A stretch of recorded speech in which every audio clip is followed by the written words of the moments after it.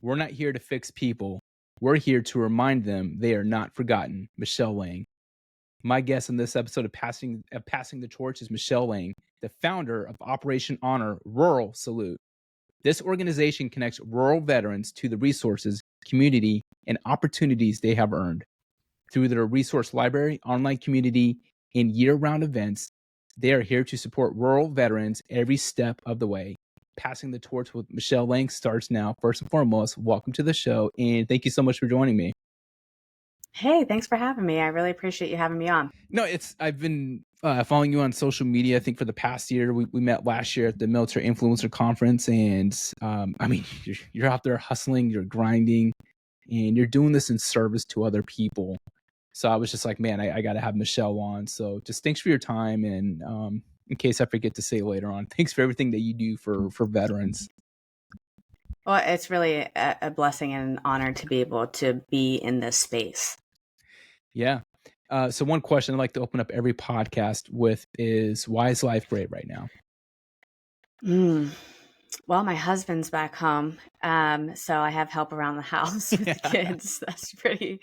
That's pretty good. He's like the best, really the best teammate that I could ask for in life. So it's always good whenever he's around, and we're coming up on 4th of July weekend, so a long weekend, and just get to hang out with our family. And it's kind of like my favorite thing. We don't chill very well. We're always working. We have like several whiteboards around this house that is like to-do list, maintenance, like all this stuff. But that's our bonding time. Hey, congrats, by the way, on the Bush Institute Veteran Leadership Program. I saw that you were selected for that. Yeah, thank you. It's really, really exciting. I'm so excited to be part of it. So I have a few. I looked at the roster, and I know 4 people personally that were selected. When I saw, you being one of those 4, and I was like, that is so cool. What inspired you to apply for the program? Honestly, listening to Mark Harper talk about it at MIC 2 years ago, it's the first time I ever heard about it. But like him talking about it specifically and his story and how deeply it impacted him, it was really interesting to me, and just made me think like, wow, that does seem like a really life-changing program. I don't really know what it's about yet. So I decided I wasn't going to apply for it that year. I just didn't feel like that was the right season of my nonprofit work and my life to apply for it. And so I waited till this year to apply, heard them again at MIC, and I'm just like, yeah, I feel like this is a really good opportunity. It seems like people are just beaming when they come out of there, right? So I threw my ring in the hat and I got in. So I'm pretty excited. We start here soon. Yeah, I saw the. So I just applied for the offset of program of that, the Presidential Leadership Scholars one. That one would start in January. So, but yes, that's awesome. That's amazing. With that, I actually just want to just dive right into everything that you're doing. Please discuss Operation Honor Rural Salute. So we are a nonprofit that focuses on rural veterans and small town veterans and their families. We're the only nonprofit that has this sole focus, which a lot of people think is kind of wild. It is wild. It is wild. I know, but whenever you think about how vast rural America is, like we make up all the land, in the country. Everybody's populated in these cities, but there's so much rural. I don't know. People don't understand how vast the United States is. Somehow, I think. Not really in the military community. We know we travel all the time, so we get it. But like people that stay in the same place forever don't understand how big the United States is. And if you're not from a small town or rural America, you don't understand really that way of life. It's just so much slower. It's so much, in my opinion, it's just very rich. It's very community centered. It's very like help your neighbor, looking out for one another. And it's kind of natural that when people retire from the military or they leave their military service, they want to go to a slower pace of life. But I was told by many people like, oh, I want that. I want to move to rural America. But, and it's always the but, maybe they need specialized care at the VA and they're going to be too far away from the VA, or they really need a better paying job because they're, whatever. Maybe they have a low disability, whatever. They need that job that has to be in an urban area, or they're having trouble getting into the trades, which is primarily focused in rural America. So that's where we're trying to help people understand you can have a fulfilling life in rural America, in these small towns, but you can make a huge, huge impact in these towns by bringing in all of the wealth of knowledge and having access to these really millions of dollars worth of resources that veterans and military families have access to, that is not being reached in these small towns of rural America at all. So when did you move back to Pennsylvania? Was it 2019? Yes. So my husband got out of the military the first time in 2019. We The moved back to first time? Pennsylvania. Yeah. He lasted like a total of 3 months in civilian life. It really didn't go well. He struggled mentally whenever he had that transition. He had a lot of um, moral injuries that happened during his career, significantly. Oh, my nose ring just keeps popping out. I'm so annoyed with that thing. Sorry. um, but anyway, yeah. And so it was just like the mental transition that nobody talks about was very, very prevalent in our life. And it really tore down our marriage, it tore down our relationship. And so that's whenever I started like trying to find help for him, and I could not find the help that he needed. So was that kind of like the specific moment that inspired you to create the Between that and like while we were doing all that, because he was having, what they call now like passive suicidal ideation. So it's like, I was like, I didn't know if I would come home from grocery shopping and I would find him somewhere, or, like he would just lay in bed all weekend because he didn't want to get up, and like he just hoped to not wake up. Like that was where we were. And then while I was trying to, keep my life together with that, our neighbor was a Vietnam veteran and he was about to be homeless. He was about to be evicted from his house. And so that kind of got my husband's attention. And he, of course, is willing to serve anybody and forget about himself. And so we were able to find him, the appropriate housing for him for veterans. Randomly, there was just this elderly lady who ran a mansion for Vietnam veterans. I mean, it was so wild, that we found through a veteran network that was not publicly listed. So just like the stars really aligned, but I thought, oh my gosh, that really shouldn't have been so difficult to do. It was really unfortunate. And that was really the catalyst of what got me thinking there has to be a better way. That's a great point, because like veterans face high suicide rates, limited services, especially due to geographic isolation. Like, what is your organization, would you say, is doing strategically to address the systemic issues on both an individual, with regard to that, on an individual level? Actually, rural veterans statistically have a higher suicide rate than their urban counterparts. And I can find that study. I can't remember the exact. No, that's a great point. But that's crazy. Like, because people just talk about it in general, like the overall rate, it's the overall percentage, but what we can do to get after it. But then I've never, with the exception of you, I've never heard anyone talk about, to my knowledge, the breakdown between rural and urban and those percentages. Mm-hmm. Yeah, sorry, please continue, because that's very interesting. Yeah, I mean, it's really, really easy to isolate in these small towns because the only thing to do is, if you have a legion, is go there and drink. And some places don't have legions. VFWs are dying, legions are dying. Those are the only community centers for a veteran to go to in small towns. There's really no gatherings outside of work, unless you're like going fishing and hunting after work with your buddies. That's all the social activity that you're doing. So where we come in is we talk directly to these rural Americans and small town people. let them know that they're seen and supported.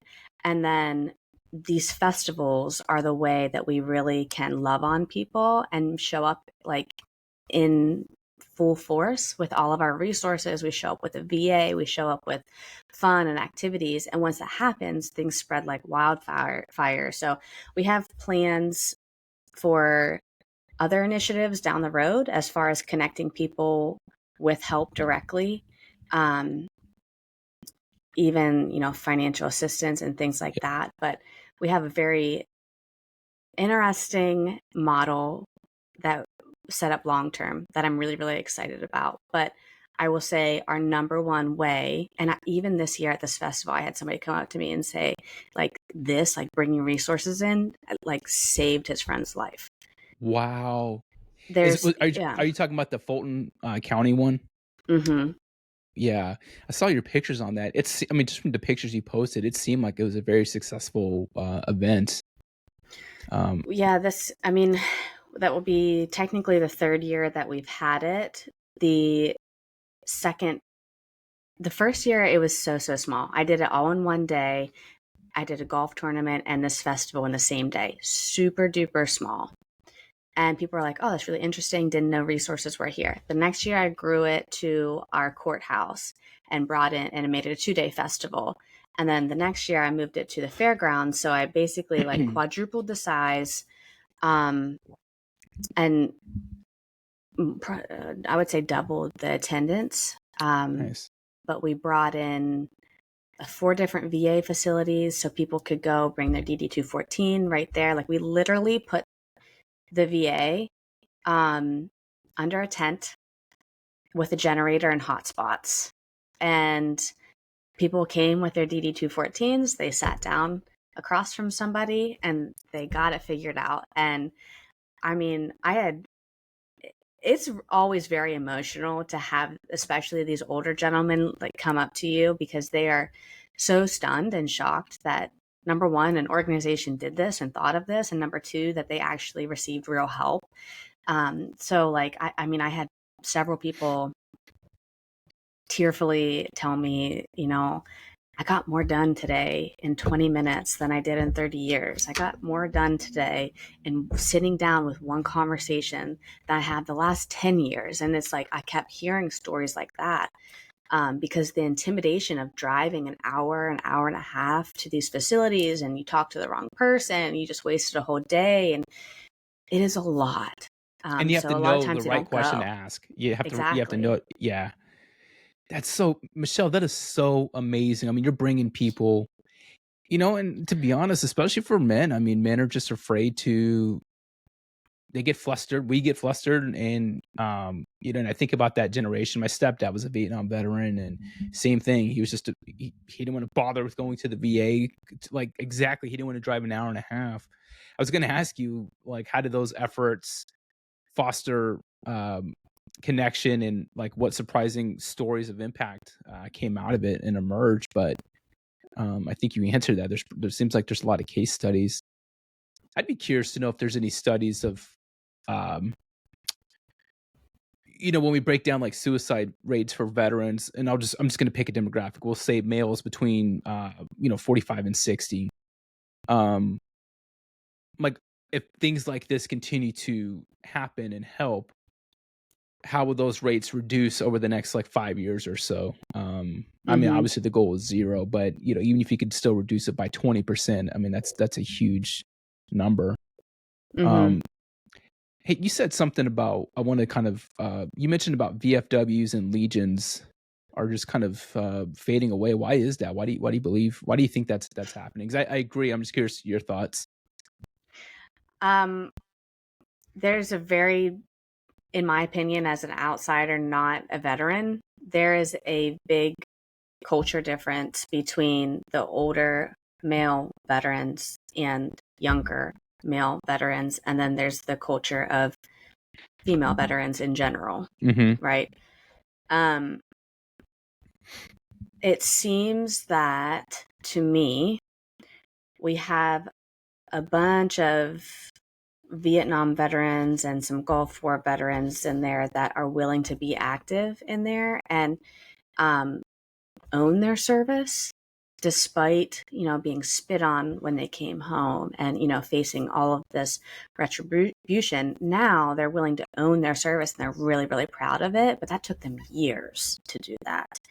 And then you have all these millennial veterans and elder millennial veterans who simply do not want to identify as veterans. They're not enrolling in the VA. They don't want to be identified as it. And so there's a cultural difference, but then there's also that, like, I'm not into that veteran stuff. I'm not into the cheesiness of it, like they think. Yeah. And so I do see that, but I think it is a really good, and a lot, sometimes, unfortunately, I see like older commanders kind of push out the younger people and don't take that advice of, they're not willing to go with the times.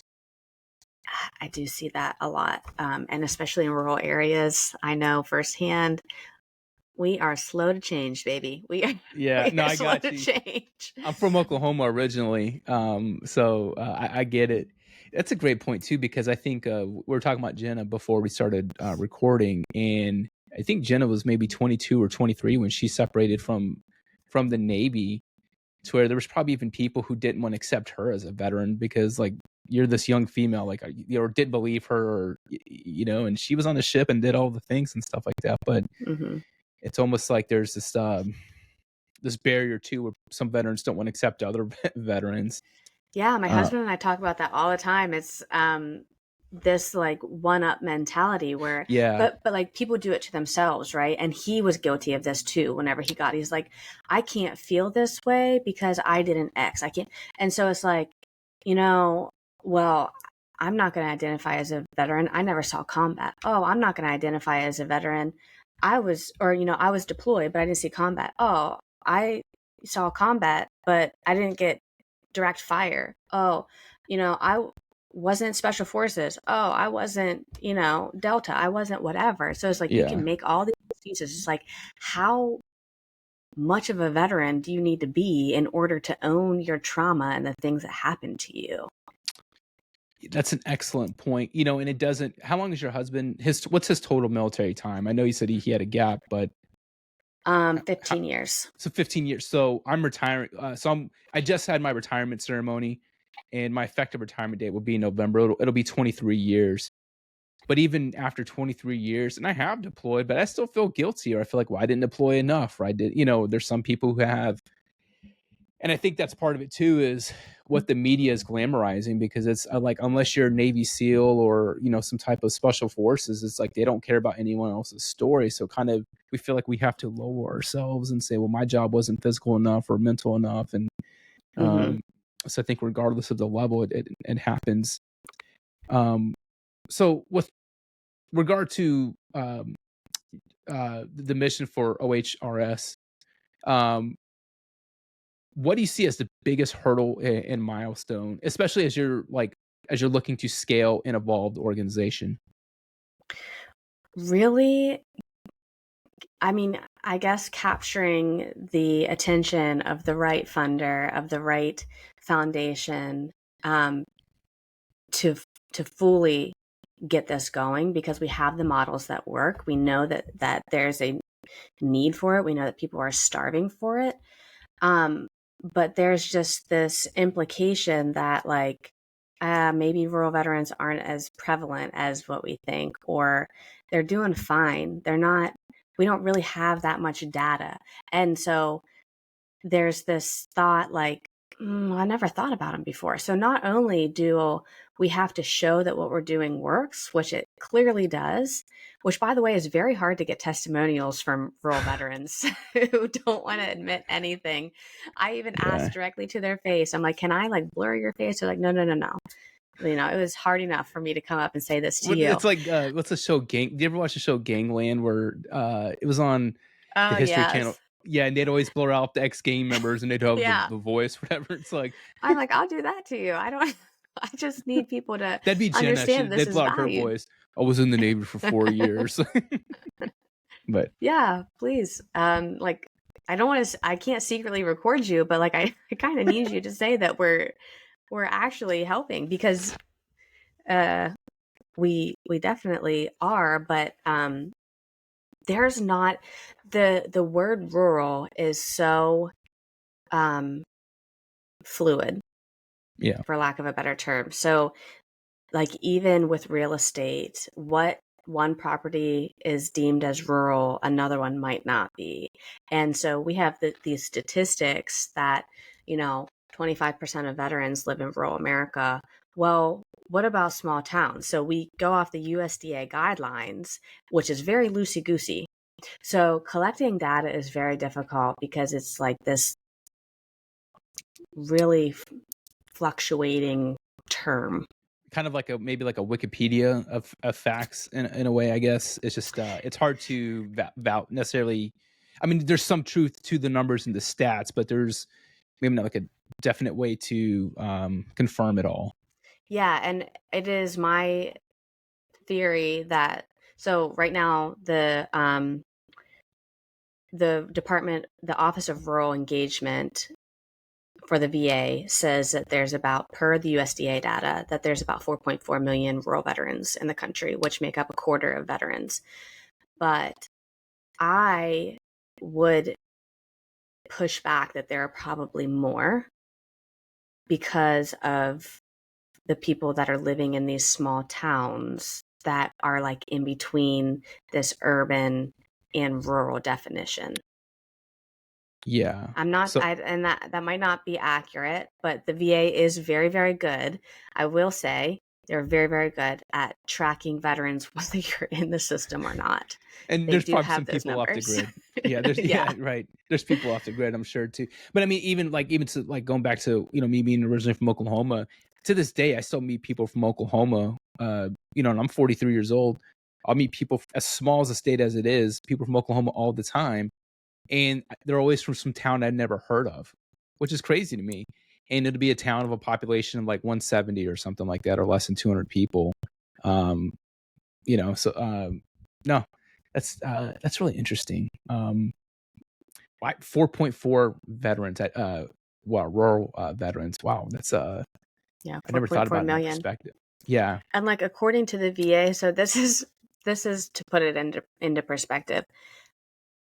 I should Google this right now, but the last time I looked at the VA data, it looked like there was like 100 less than 150,000 homeless veterans in the United States, yet like $4 billion go to homeless veterans. And I'm even hesitant to say that, but Yeah. it's something very disproportionate to me as far as what we're spending for reaching rural veterans versus what we're spending to homeless veterans and still not solving that problem. Mm. Because there should not be homeless veterans. I'm not You know, saying that there should be less money, but we're not solving the problem, so we need to reevaluate some things. I would love to yeah. figure out how to do that, move money around for some rural veterans. Uh, there was even when I was stationed in Hawaii, there was homeless veterans on base, and they would just, which I was thinking like, how are there homeless people on base? But they just for whatever reason end up homeless, but they would sleep at the terminal on base or whatever for the space safe flights. Yeah, this is all very interesting to me, especially now as I'm going through this transition, because it's as a male in my 40s, trying to be there's just things with I joined because of 9/11.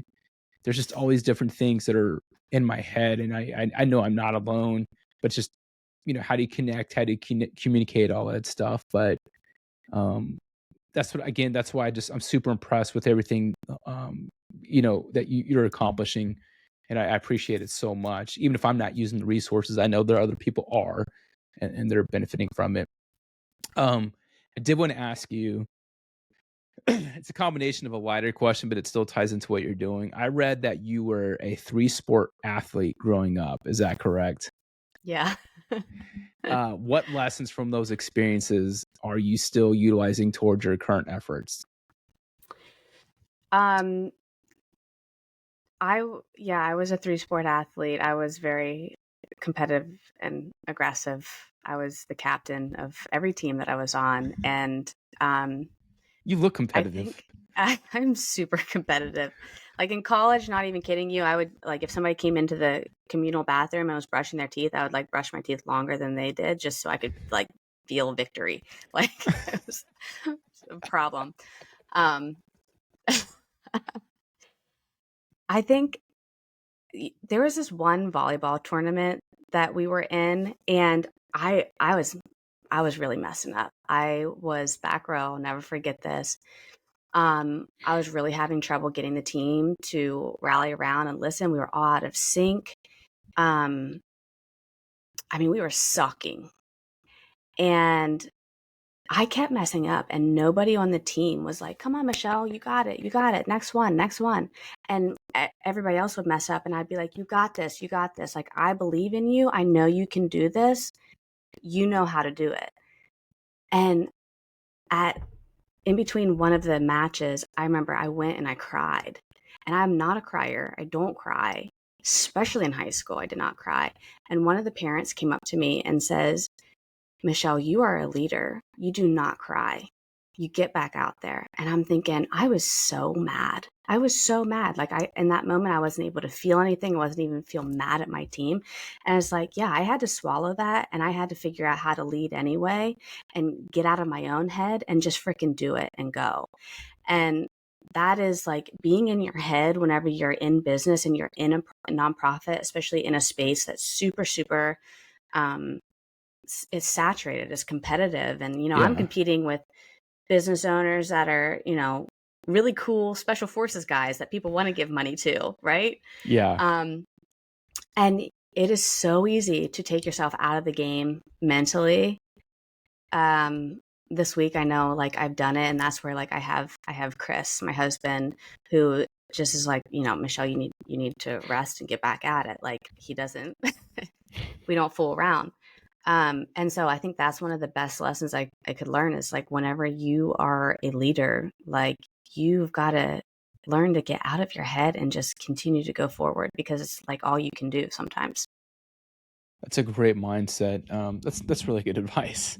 Something I can definitely apply. Um, I have some other questions. There's no rhyme or reason. They're just miscellaneous, so they're going to be a little bit all over the place. But just some interesting questions as I was just researching you, and I thought it'd be fun to ask. You do so much for people, and um, again, I hope you know the impact that you have, and will continue to have. But what's the kindest thing anyone has ever done for you? Oh gosh.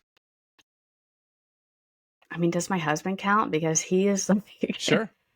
he he's so unromantic because he truly does not know how to be romantic. But if, when I was in my worst postpartum depression or, he would drop things and come home to me and make sure that I was okay. He'll always make sure that I'm taken care of. And he really like shows what it's like to be a selfless person and serve others.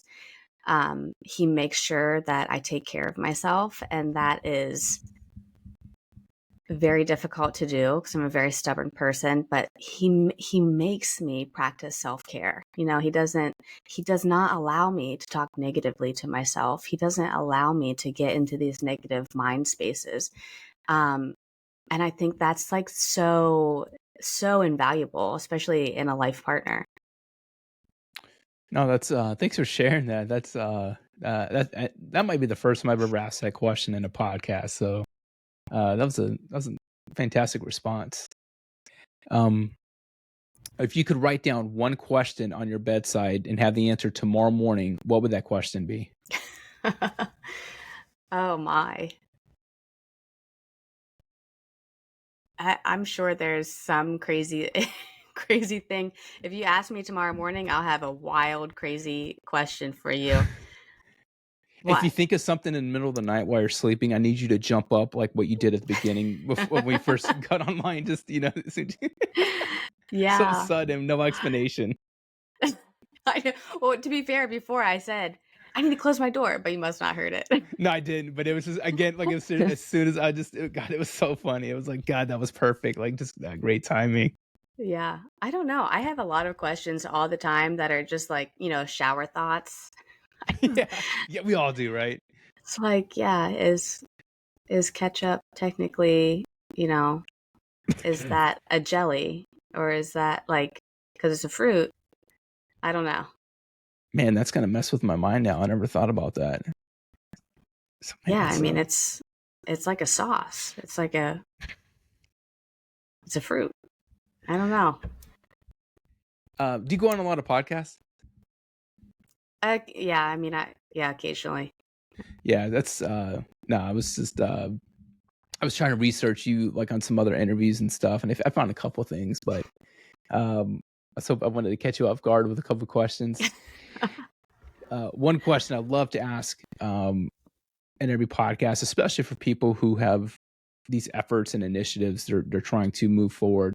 But if there's a giant billboard with your picture on it for the world to see, with your message on it, what would you want that billboard to say, and where would you want that billboard to be located? Does it have to be my picture? Yeah, or yes. Okay, well, whatever picture you want, whatever. Yeah, if you want to have the logo for your organization, that's fine. Okay, so you're talking about Michelle, not Yeah, Operation Honor Roll Salute. Oh, Michelle. Okay. yeah, yeah. So Michelle, yeah, Mm, and with you your know, leadership, with your message on it, your personal message for the world to see, and everyone has to read it. What would you want that message to say, and where would you want that billboard to be located?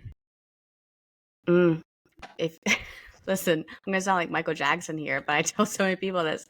If you want to fix some things, you need to take a good look in the mirror, babe, Yeah, because you gotta fix yourself first before you can fix other people and before you can fix things. And it's a very humbling experience to look in the mirror, but you have to do it.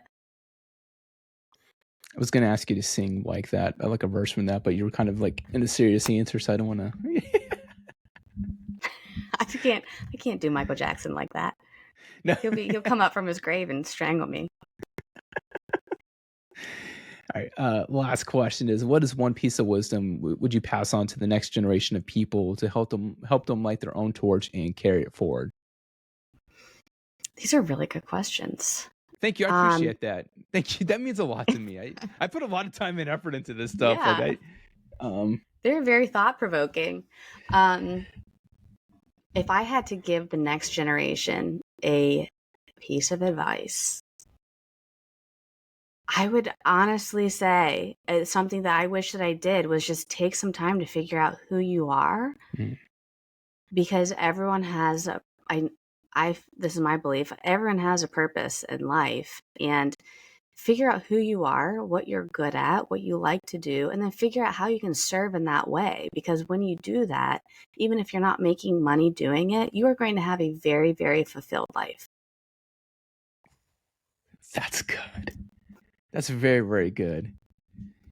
Um do you have any parting thoughts, parting shots, anything that you want to share that you didn't anything you want to elaborate on, or something you didn't get a chance to discuss that you want to put out there?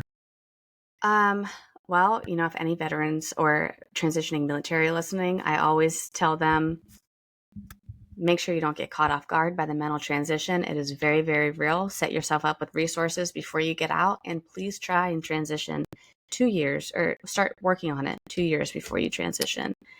Um, Very serious about that. And if you have a spouse, 1000% include them in these conversations, and give them a lot of credit because they are running the household. Yeah. And they have had one foot in the civilian world a lot longer than you have. And so you're going to need to lean on them in a way that might feel vulnerable. Maybe that's a future episode you and I could do together, is the spouse transition, because people don't we see like little things about it.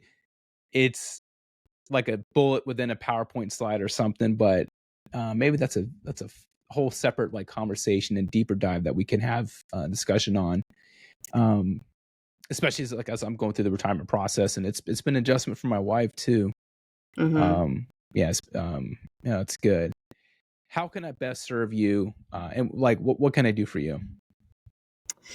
Just keep talking about rural veterans for me. Yeah. They're out there. They really do exist. They are not unicorns. No, and even something, you talked about earlier in the podcast is just like awareness. So hopefully this podcast, hopefully it'll bring some more awareness to everything that you're doing, and for the veteran community, and for those in need, they realize there's a resource for them to reach out to. Mm-hmm. Michelle, thank you so much for being on my podcast. There's a book that I have, and it has like about 150 guests. And I remember just because you spoke last year at the at MIC, right, at the conference. Mm-hmm. Yeah, and I remember like reading your bio, because I went through and actually read the bios for all the guest speakers and everything, and I just thought it was so cool. And then to actually get a chance to like just hang out with you in the group. I mean, there was probably like 12 people in the group, but just to learn a little bit more about you. And it's just you're someone I've been wanting to have on my podcast, and I'm glad the timing finally worked out. So when I messaged you, and I did unsend the message, because I was like, God, is it too late at night? Is she gonna think like, what the hell's like? And there was like a major event that happened that day, and I was like, is this insensitive? Like, I don't know. I was in my own head Oh, you about know it. what? Yeah, I think that's the night that we found out that there was the strike, right? In Iran. Yes. That's exactly Because it. then I remember I read it, and then I put my phone down and talked to my husband about it, and he was like, catching me up on what all this. And I'm just like, ah. Yeah. So I was just anyway. So I sent it, and so and then I was like, is she gonna remember me and all that stuff? So yeah, but I'm glad it worked out, and no, it's been an honor to have you on my podcast. I appreciate you. Yeah, thanks so much for, having me on, and I hope people learn something new about rural and small town veterans. And just, I don't know, my goal is always for people to feel less alone and like less weird. I feel like we really get in our heads about our experiences, and I always say, like, we're not that different. We're not that special. We all are living this collective human experience, and we all feel different variations of the same emotions. Yeah. So don't ever feel alone.